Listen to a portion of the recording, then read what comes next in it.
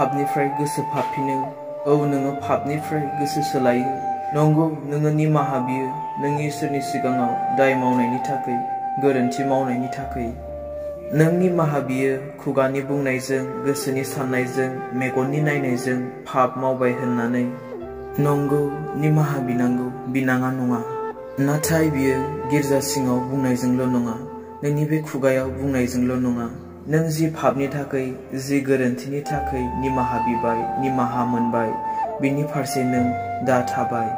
नाथाय जों ख्रिस्टियानफोरा निमाहाखौलाय बियो इसोरनि सिगाङाव नाथाय समबारनिफ्राय सुनिबारसिम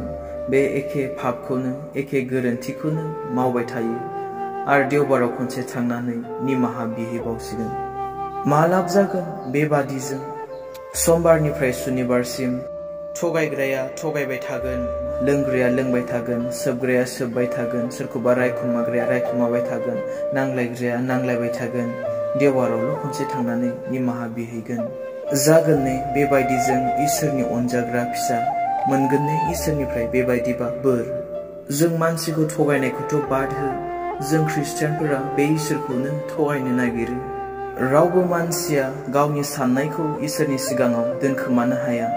अब्ला नों गावनि बुंनायखौ मावखोमानायखौ बोरै दोनखोमानो सानो जेरैबायदि नोङो गिर्जायाव हाबोबोला गोसो सोलायो थिग बेबायदिनो बाहेरायाव ओंखारबोफिनोबोला नोंनि गोसोआ आरोबाव सोलायफिनो नोंनि पाप निमाहा मोननायखौ नोङो गिर्जायावनो गारबोयो